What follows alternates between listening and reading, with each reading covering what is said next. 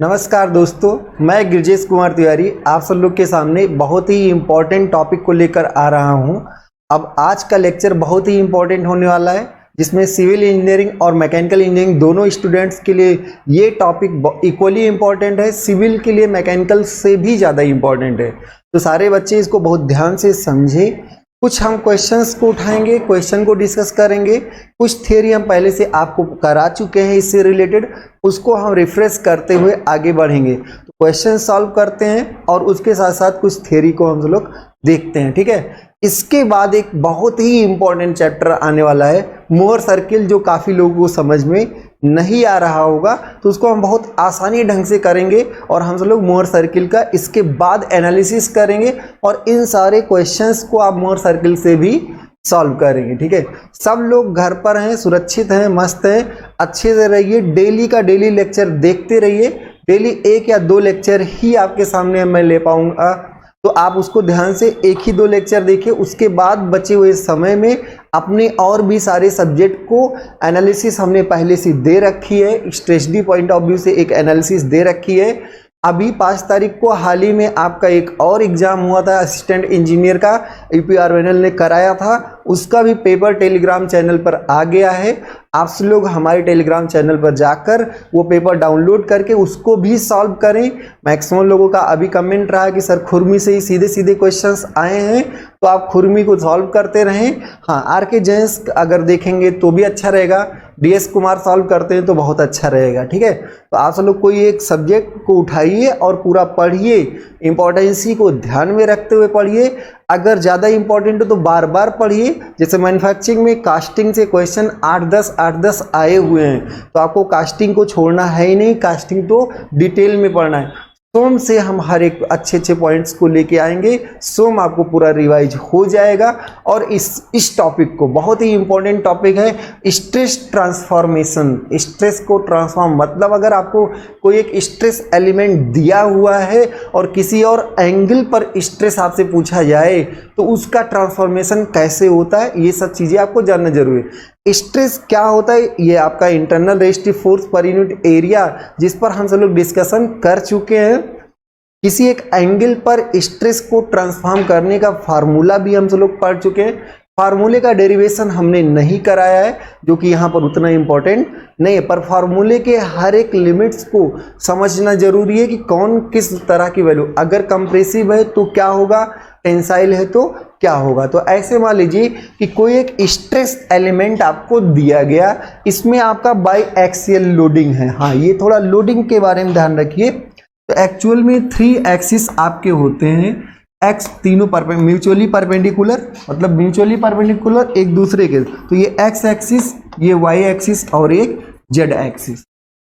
अगर किसी एलिमेंट में किसी केवल एक ही एक्सिस के अलोंग लोडिंग की गई हो तो क्या कहलाएगी, यूनिएक्सियल लोडिंग। जैसे हम सब लोग टेंसाइल टेस्ट करते हैं तो एक स्पेसिमेन होता है और उसमें हम सब लोग यूनिवर्सल टेस्टिंग मशीन में इसको ग्रिप करके दोनों तरफ खींच रहे होते हैं। इसको ग्रिप करके क्या करते हैं, दोनों तरफ खींच रहे होते हैं। तो इसमें सिर्फ और सिर्फ एक ही, यहाँ पर अगर हम इसके हिसाब से देखें तो सिर्फ एक ही जेड एक्सिस के अलोंग लोडिंग होता है। तो ये क्या हुआ, यूनी एक्सियल। यूनी मतलब एक, axial loading, uniaxial loading. ऐसे अगर कोई एक, ये आपका सिंपल यूनी एक्सियल, एक ही डायरेक्शन में लोडिंग होती है यूनी एक्सियल। ऐसे अगर मोशन एनालिसिस हम करेंगे तो एक ही डायरेक्शन में ही वेरिएशन हो तो 1 डायमेंशनल मोशन होगा। अगर आपकी 2 डायरेक्शन में वेरिएशन हो, एक्स वाई में वेरिएशन हो तो क्या होगा, 2 डायमेंशनल मोशन, और तीनों डायरेक्शन में वेरिएशन हो तो 3 डायमेंशनल मोशन। तो ऐसे ये हो गया। अगर आपका कोई एक एलिमेंट है, इधर की तरफ भी खिंचाव है और इधर की तरफ भी खिंचाव है, तो 2 डायरेक्शन में लोडिंग हो गई, तो ये क्या हो गया, बाई एक्सियल लोडिंग। ये क्या हो गया, बाई एक्सियल लोडिंग। अब आप ध्यान रखिएगा, यूनी एक्सियल लोडिंग में स्ट्रेस जो मैट्रिक्स होगा उसमें एक ही एलिमेंट होंगे, ओनली 1 एलिमेंट। और बाई एक्सियल लोडिंग में हम आपको बता चुके हैं कि 4 एलिमेंट्स होंगे, जिसमें ये दोनों आपस में क्या होंगे, बराबर होंगे, तो 3 अननोन होंगे, ठीक है। ऐसे अगर कोई पूछे आपसे try axial loading, try axial loading का क्या मतलब हुआ? तो ऐसे अगर कोई आपका 3D एलिमेंट है, कुछ उसका वॉल्यूम है, इस डायरेक्शन में भी लोडिंग हो, इस डायरेक्शन में भी लोडिंग हो और इस डायरेक्शन में भी लोडिंग हो, तो यहां पर एक्स डायरेक्शन में भी है, वाई डायरेक्शन में भी और जेड डायरेक्शन में, तो ये क्या हो गया? Try axial loading.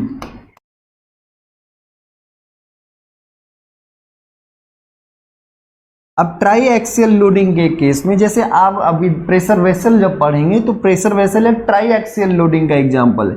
जैसे ये आपका प्रेशर वेसल है और इसके अंदर खूब ज़्यादा प्रेशर है, भरा हुआ कोई गैस भरी हुई है, तो यहाँ जो इसकी थिकनेस है, यहाँ का कोई भी एलिमेंट आप कट करोगे तो लेंथ के अलॉन्ग भी होगा और इधर सरकमफ्रेंस के अलॉन्ग भी स्ट्रेस होगा और अंदर से प्रेशर और बाहर से प्रेशर लग रहा होगा, तो ये ट्राई एक्सियल लोडिंग का एग्जांपल होगा उस सिचुएशन में। तो आप ध्यान दीजिएगा, यूनी एक्सियल एक ही डायरेक्शन में, बाई एक्सियल दो डायरेक्शन में और ट्राई एक्सियल का मतलब तीनों डायरेक्शन में।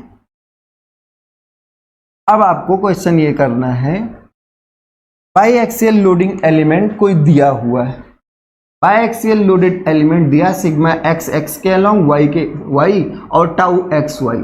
हमें हमेशा वाई एक्स प्लेन में देखना है। ये एक्स प्लेन क्यों बोल रहे हैं? क्योंकि इसका नॉर्मल एक्स है, तो नॉर्मल से रिप्रेजेंट करेंगे, एक वर्ड होगा x plane.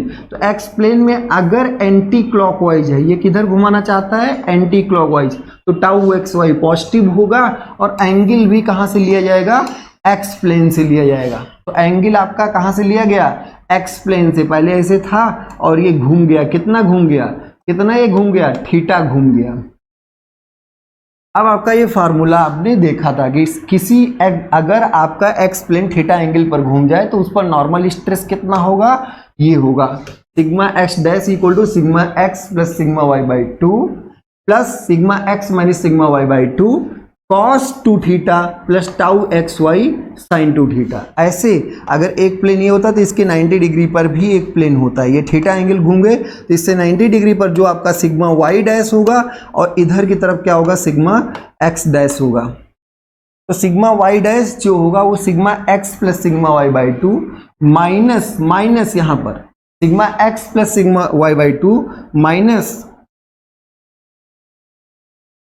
Sigma x minus sigma Y by two cos 2 theta minus tau x y sine 2 theta. ऐसे अगर इस प्लेन में शियर का मान पूछा जाए, इस प्लेन में क्या पूछा जाए?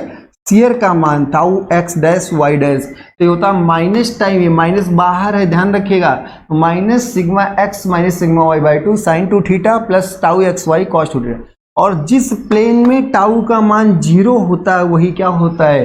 Principal plane. तो आप इसको जब देखेंगे तो tan 2 थीटा आएगा 2 tau x y upon sigma x minus sigma y. तो इस एंगल, अब ये क्या है? Principal plane. जिस प्लेन में शियर का मान 0 होता है, शियर स्ट्रेस का मान 0 होता है, वही आपका वहां पर नॉर्मल स्ट्रेस या तो मैक्सिमम होगा या तो मिनिमम होगा, वही क्या कहलाता है? प्रिंसिपल प्लेन कहलाता है। तो ये आपका प्रिंसिपल प्लेन का ये है tan 2 theta p equal to tau x y upon sigma x minus sigma Y by two. और ये जो मैक्सिमम मान होगा जब आप थीटा का मान रख देंगे तो मैक्सिमम मान आएगा sigma x plus sigma Y by two plus minus under sigma x minus sigma Y by two plus tau x Y का होल स्क्वायर। तो कुछ इंपॉर्टेंट बातें निकल के आई, नोट करके बहुत ध्यान से सारी बातें देखिएगा। पहला, प्रिंसिपल प्लेन में मतलब सिग्मा 1 एंड सिग्मा 2 वाले प्लेन में, प्रिंसिपल प्लेन में शियर का मान, शियर स्ट्रेस जो होगा वो क्या होगा? 0 होगा। पहली बात होगी, प्रिंसिपल प्लेन में शियर स्ट्रेस का मान 0 होगा, ध्यान रखिएगा ये बात, ठीक है। ऐसे अगर कोई पूछे कि मैक्सिमम शियर प्लेन क्या होगा, मैक्सिमम शियर स्ट्रेस क्या होगा, तो आपको फार्मूला आपको पता होगा कि ये होगा सिग्मा एक्स, फार्मूला आगे दिया हुआ था, sigma x minus sigma Y by two का whole square plus tau x Y का स्क्वायर। डेरिवेशन नहीं करा रहे हैं, तो मैक्सिमम शियर स्ट्रेस जो होता है वो sigma x minus sigma Y by two का होल स्क्वायर प्लस टाउ, और ये in plane maximum shear stress कहलाता है। ये क्या कहलाता है? In plane maximum shear stress. मतलब ये किस प्लेन में है? ये एक्स और वाई प्लेन में है। तो अगर कोई पूछे कि कि एक्स वाई प्लेन में मैक्सिमम शियर स्ट्रेस, तो आपका ये होगा। और इसको अगर हम बहुत ध्यान से देखें तो यही मान आपका क्या है, sigma 1 minus sigma 2/2।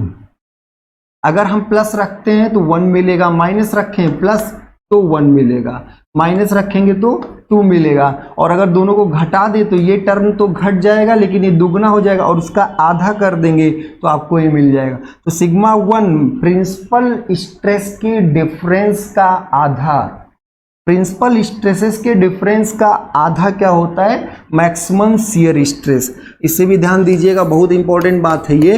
Principal stress आपको अगर दिया हो सिग्मा 1 माइनस सिग्मा 2/2, मोर सर्किल कराएंगे, ये सब चीज़ें बहुत आसान लगने लगेंगी, अभी आप फार्मूला भी लेकिन समझ लें। तो प्रिंसिपल स्ट्रेस के डिफरेंस का आधा आपका क्या होता है, शियर स्ट्रेस, या फिर शियर स्ट्रेस का दुगना जो होता है, मैक्सिमम शियर स्ट्रेस। तो मैक्सिमम शियर स्ट्रेस का दुगना ही प्रिंसिपल स्ट्रेस का डिफरेंस होता है, ये भी ध्यान रखिएगा। अब कोई अगर किसी क्वेश्चन में दे दिया कि सिग्मा 2 0 है, तो जैसे सिग्मा 2 ये केस है, ये केस, तो वहां से टाउ मैक्स क्या आ जाएगा, उस समय टाउ मैक्स आएगा सिग्मा 1/2। मतलब क्या है कि maximum shear stress maximum principal stress का आधा होगा अगर मिनिमम प्रिंसिपल स्ट्रेस आपका 0 हो। तो मिनिमम प्रिंसिपल स्ट्रेस अगर 0 हो तो maximum shear stress maximum principal stress का आधा होगा, या maximum principal stress maximum shear stress का दुगना होगा। ये कब होगा, जब मिनिमम प्रिंसिपल स्ट्रेस 0 हो। बात समझ में आ रही। एक और बात, जो मैक्सिमम शियर प्लेन होता है वो प्रिंसिपल प्लेन से 45 डिग्री आगे और पीछे होता है, ध्यान रखिएगा। तो आपका मैक्सिमम शियर प्लेन जो होता है वो प्रिंसिपल प्लेन से 45 डिग्री डिफरेंस पर होता है। अगर आपके 17 डिग्री पर मान लीजिए मैक्सिमम शियर स्ट्रेस है, तो इससे 45 डिग्री ज़्यादा, ये 45 डिग्री कम पर आपका मैक्सिमम शियर प्लेन होगा, प्लस माइनस 45 डिग्री। बात समझ में आ रही। अब ये बात, और तीसरी बात आप ध्यान रखिए, दो बातें हो चुकी। पहला आपका सिग्मा 1 और सिग्मा 2 प्रिंसिपल प्लेन में शियर स्ट्रेस 0 होता है। मैक्सिमम शियर स्ट्रेस दोनों प्रिंसिपल स्ट्रेस के डिफरेंस का आधा होता है। और तीसरा केस हम आपको बता दे रहे हैं,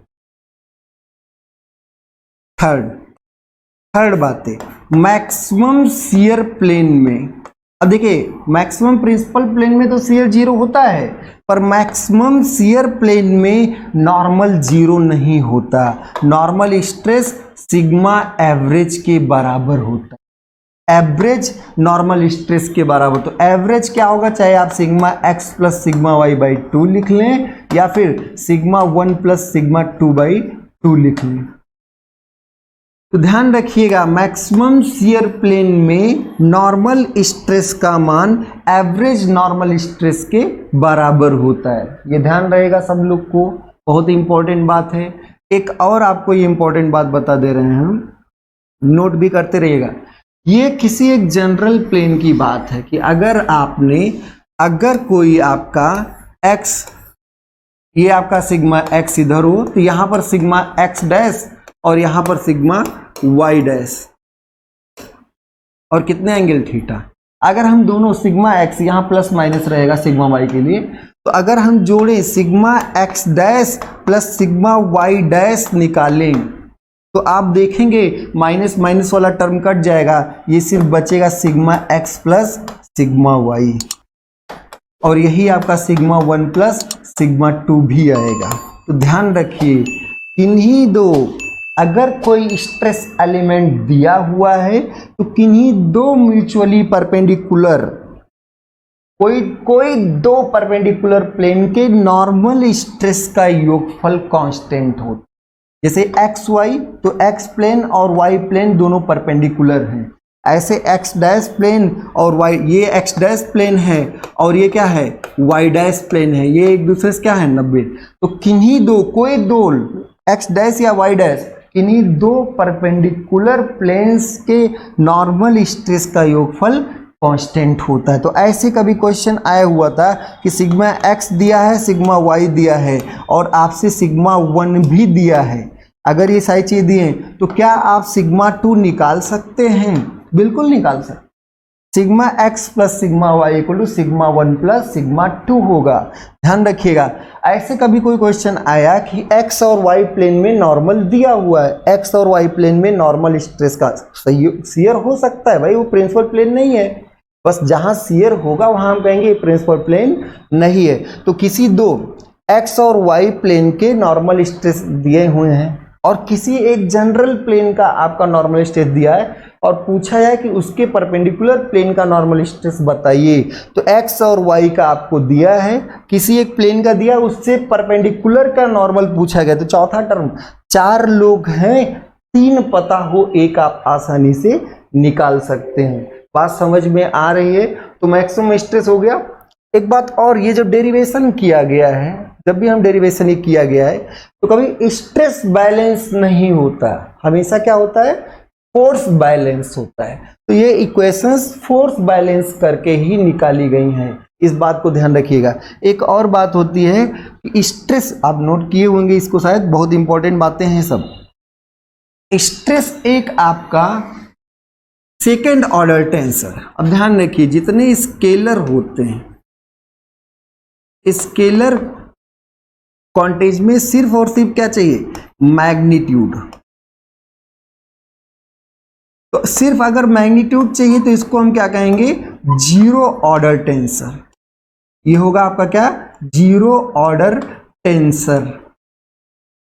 अगर हम वेक्टर की बात करें तो वेक्टर में आपको मैग्नीट्यूड भी चाहिए और डायरेक्शन भी चाहिए। मैग्नीट्यूड के साथ साथ क्या चाहिए? डायरेक्शन। तो जितने वैल्यू चाहिए उससे एक कम आपका ऑर्डर ऑफ टेंसर होता है। तो 2 चाहिए, इसलिए क्या होगा? वेक्टर क्वांटिटीज आपके फर्स्ट ऑर्डर टेंसर होंगे।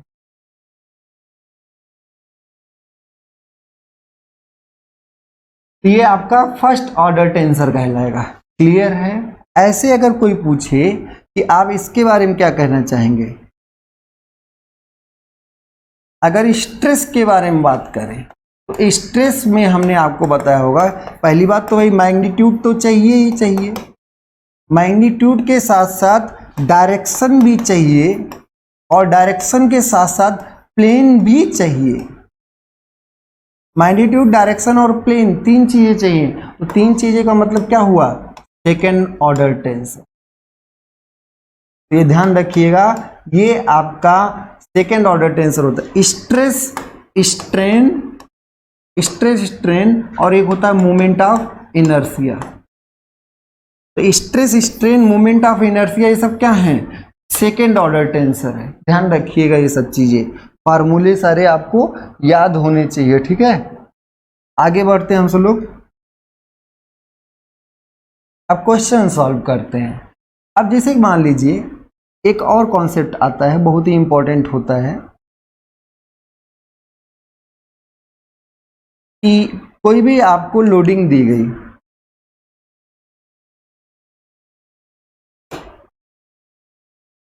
कोई आपको ये लोडिंग दी गई, अब इसमें आपसे कोई मैक्सिमम शियर स्ट्रेस पूछे। देखिए ध्यान रखिए, आपको जो लोडिंग दी गई है ये है, क्या इस प्लेन में मैक्सिमम शियर है? नहीं है।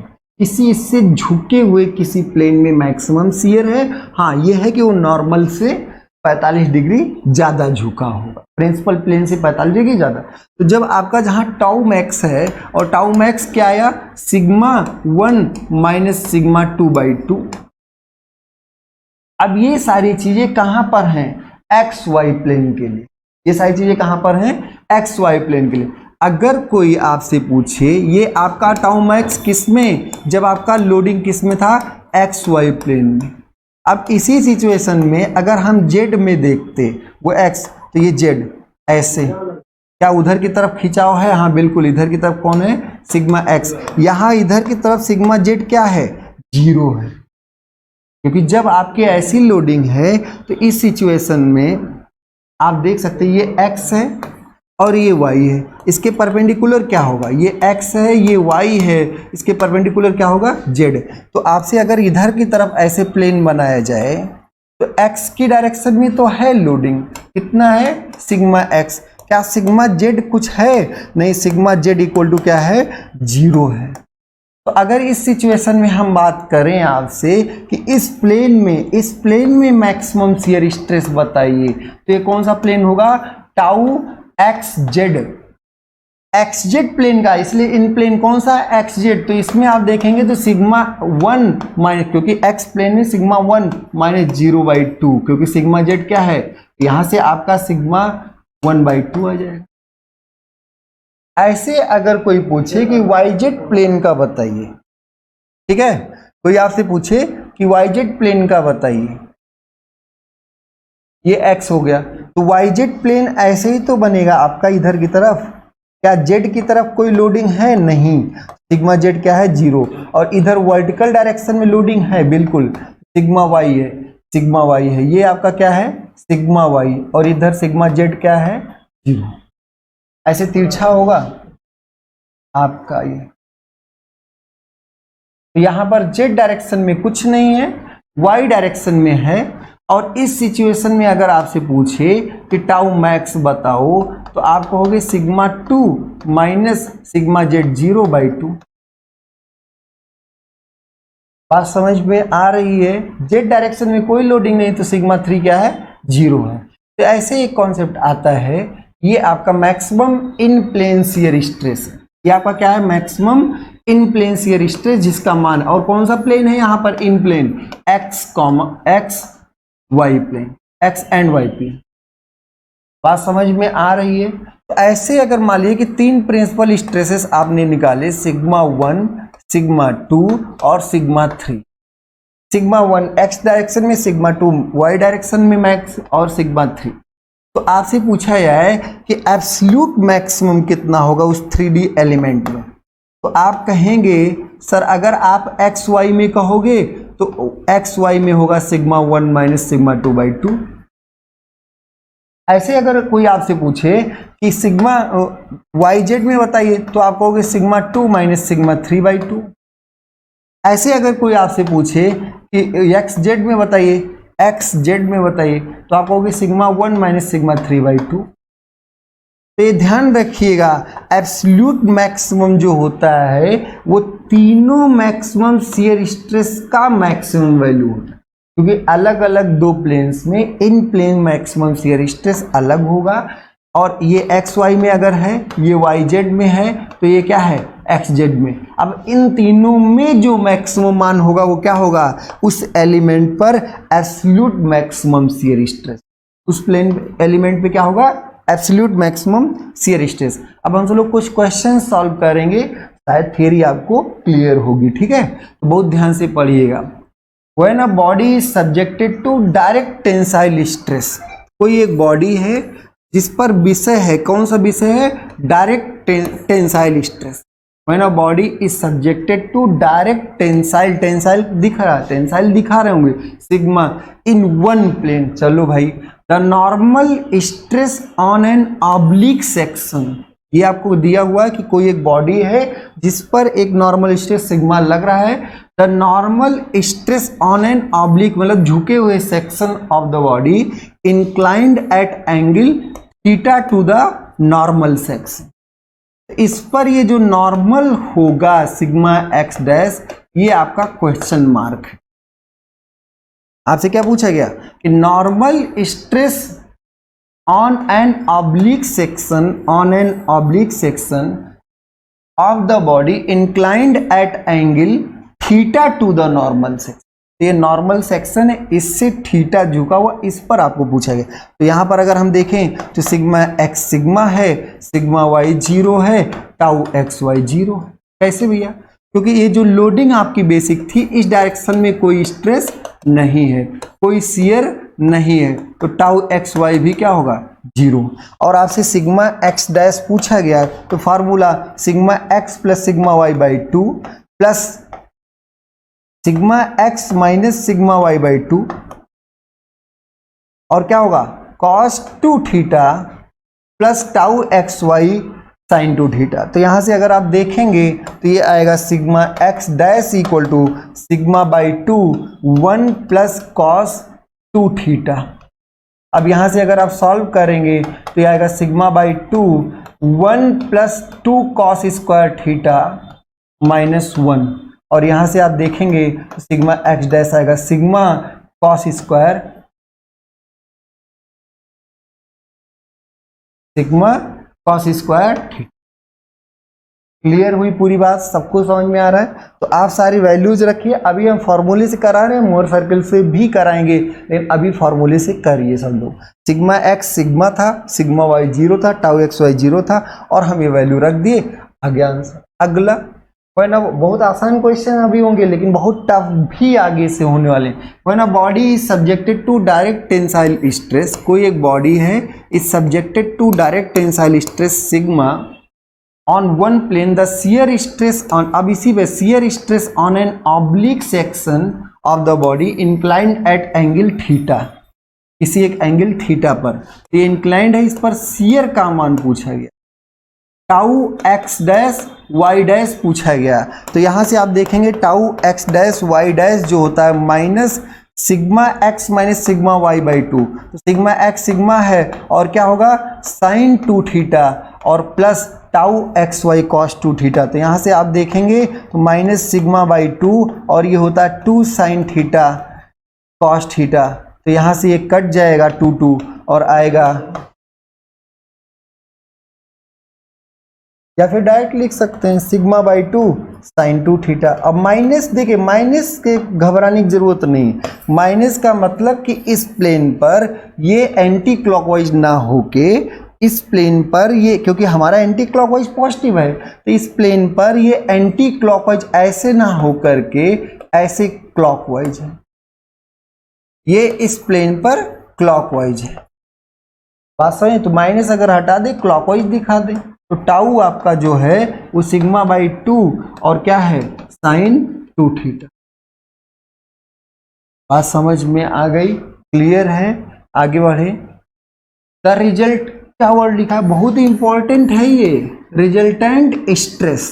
नॉर्मल नहीं पूछा गया, शियर नहीं पूछा गया, पूछा क्या गया resultant stress on a inclined plane which is inclined at angle theta.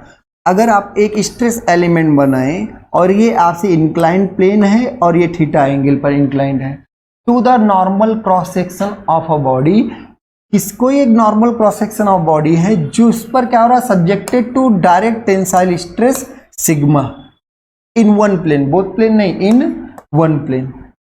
अब आपसे पूछा गया, क्वेश्चन को फिर से पढ़ते हैं, द रिजल्टेंट स्ट्रेस पूछा गया ऑन एन इंक्लाइंड प्लेन, किसी एक इंक्लाइंड प्लेन पर, विच इज इंक्लाइंड, जो इंक्लाइंड है at an angle theta to the normal cross section, normal cross section ये है उससे थीटा एंगल पर of a body which is subjected to direct tensile stress sigma in one plane. तो कोई एक body थी, ये किसी एक प्लेन में सिग्मा लोडिंग उस पर लगा हुआ था, इससे इंक्लाइंड थीटा एंगल पर आप नॉर्मल बताना नहीं, शियर बताना नहीं, आपको क्या बताना है रिजल्टेंट स्ट्रेस बताना है। अब ध्यान से इसको देखिए, ये है ऐसे मामला, ऐसे तुम सिग्मा हो। अब यहाँ पर अगर हम नॉर्मल इस थीटा एंगल पर पूछें तो अभी आपने नॉर्मल निकाला सिग्मा कॉस स्क्वायर थीटा, और अगर इस पर हम शियर पूछे, अब देखिए शियर हम यहाँ ऐसे दिखा दे रहे हैं, तो अगर हम यहाँ पे शियर का मान पूछें तो आप खुद कहे हैं सर शियर स्ट्रेस जो होगा tau x dash y dash जो होगा वो सिग्मा बाई 2 साइन 2 थीटा। तो अब देखिए ये प्लेन है, ये ऐसे प्लेन है, प्लेन, इस पर नॉर्मल इधर और इस पर शियर इधर, तो रिजल्टेंट यहाँ कहीं होगा, ये आपका रिजल्टेंट स्ट्रेस होगा, ये आपका tau x dash y dash है और ये सिग्मा एक्स डैश है। अब आप बताइए रिजल्टेंट कैसे निकालेंगे? तो अगर ये दोनों परपेंडिकुलर है तो रिजल्टेंट क्या होगा, इसका स्क्वायर प्लस इसका स्क्वायर का अंडर रूट। तो resultant stress on any plane, किसी भी प्लेन पर रिजल्टेंट स्ट्रेस क्या होगा, नॉर्मल स्ट्रेस का स्क्वायर और फिर शियर स्ट्रेस का स्क्वायर। क्या नॉर्मल स्ट्रेस मालूम है यहाँ पर? हाँ सर, नॉर्मल स्ट्रेस हमें मालूम है। तो अब थोड़ा हम लोग इसको और ध्यान से देखते हैं, सॉल्व करते हैं, आगे बढ़ते हैं। बहुत आसान है, रट लेना, रिजल्ट को बाद में रट लीजिएगा, ठीक है। तो रिजल्ट देखते हैं। Resultant stress equal to normal stress कितना है? सिग्मा कॉस स्क्वायर थीटा का स्क्वायर, और यहाँ क्या लिखेंगे? सिग्मा बाई 2 साइन 2 थीटा का स्क्वायर, साइन 2। अब यहाँ सिग्मा आर अगर हम मान देखें तो सिग्मा आर का मान क्या होगा? आप नोट कर सकते हैं इसको, पीछे सारी स्लाइड से हर एक चीज, हर एक पॉइंट को नोट करते रहिएगा सब लोग, ठीक है। अब हम लोग आगे बढ़ते हैं। तो रिजल्टेंट स्ट्रेस ऐसे रहा, तुम ऐसे रहो। सिग्मा स्क्वायर, ये क्या हो गया? सिग्मा स्क्वायर, और ये हो गया cos two the power 4 theta, और ये हो गया sigma square sine square theta cos square theta, क्योंकि 2 साइन 2 थीटा। कुछ फार्मूले आप नोट कर लीजिए ध्यान से। Sine 2 theta equal to, basic concept में बताया था हमने, 2 साइन थीटा कॉस थीटा, या यही होगा 1 minus tan square theta upon 1 plus tan square theta.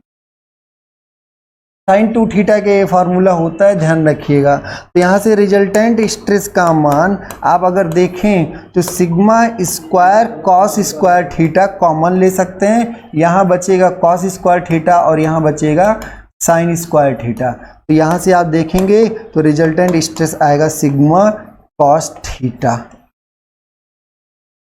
तो किसी भी, अब ध्यान से, अगर कोई यूनिएक्सियल लोडिंग है जिस पर नॉर्मल स्ट्रेस सिग्मा है तो उसी थीटा प्लेन पर रिजल्टेंट स्ट्रेस जो होगा नॉर्मल आपका होगा sigma cos square theta, shear होगा sigma by 2 sine theta, sine 2 theta, sigma by 2 sine 2 theta, और रिजल्टेंट होगा सिग्मा कॉस थीटा।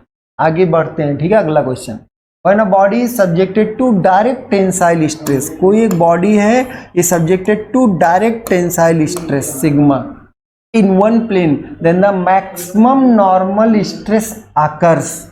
अब ध्यान रखिए, जहां पर आपका क्या, यहां पर शियर है, जैसे पूछिए, तुरंत पूछिए शियर है? नहीं है भाई, जीरो है।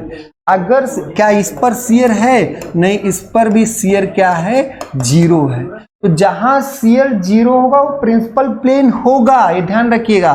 तो ये प्रिंसिपल प्लेन है, ये प्रिंसिपल, लेकिन इस पर अगर नॉर्मल का मान पूछे तो सिग्मा है, और दूसरे वाले पे नॉर्मल का मान पूछे तो जीरो है। तो ध्यान रखिए, मैक्सिमम प्रिंसिपल प्लेन कौन होगा? यही प्लेन होगा, मैक्सिमम प्रिंसिपल प्लेन। तो ये अपने ही प्लेन से कितना डिग्री बना रहा है? 0 डिग्री बना रहा है। अपने ही प्लेन से कितना बना रहा है? 0 डिग्री बना। अब इसी में अगर आपसे पूछे कि मैक्सिमम शियर स्ट्रेस बताओ तो आप क्या कहोगे? सिग्मा 1 माइनस सिग्मा 2 बाई 2, यही होता है फार्मूला, और ये सिग्मा माइनस 0 बाई 2, तो ये क्या आएगा? Sigma by 2। कहाँ होगा? कहाँ होगा सर? इससे 45 डिग्री पर होगा। कहाँ होगा? क्योंकि थीटा पी 0 है, थीटा पी उसी प्लेन में है, तो थीटा एस होगा 45 डिग्री, ध्यान रखिएगा। और ऐसे 135 डिग्री पर भी अगर हम देखें, ये आपका 45 डिग्री है, इससे 135 डिग्री पर भी देखें तो यहाँ भी शियर क्या होगा? मैक्सिमम। खैर देखिए, when a body is subjected to direct tensile stress in one plane, then the maximum normal stress occurs at a section inclined to 0 degree to the normal cross section। ये हो गया maximum principal plane 0 degree. A body subjected to direct tensile, बहुत basic questions हैं बहुत, और advance जाएंगे। मोर circle start कर दे दीजिए, एडवांस जाएंगे। मोर सर्किल बहुत ही लंबा टॉपिक होगा और बहुत ही मजेदार होगा, तो ध्यान दीजिएगा इसको, ठीक है। A body is subjected to direct tensile stress sigma in one plane, the shear stress is maximum. तो शियर स्ट्रेस कहाँ हो सकता है मैक्सिमम? 45 पर या फिर 135 डिग्री पर। अब सोचिए, इससे 45 डिग्री ये हुआ, और इससे 135 ये हुआ, इससे 135 डिग्री क्या हुआ? ये हुआ। दोनों मैक्सिमम शियर प्लेन के बीच का कोण भी क्या होगा? 90 डिग्री। क्या यहां पर शियर मैक्स है? हाँ सर, शियर मैक्स है। इस प्लेन पर शियर क्या है?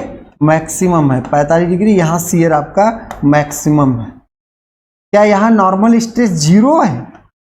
क्या यहाँ पर शियर मैक्सिमम? हाँ बिल्कुल, शियर यहाँ भी मैक्सिमम। क्या यहाँ पर नॉर्मल स्ट्रेस जीरो है? नहीं, यहाँ पर नॉर्मल स्ट्रेस एवरेज स्ट्रेस के बराबर होगा, जो कि यहाँ पर सिग्मा बाई 2 के बराबर है।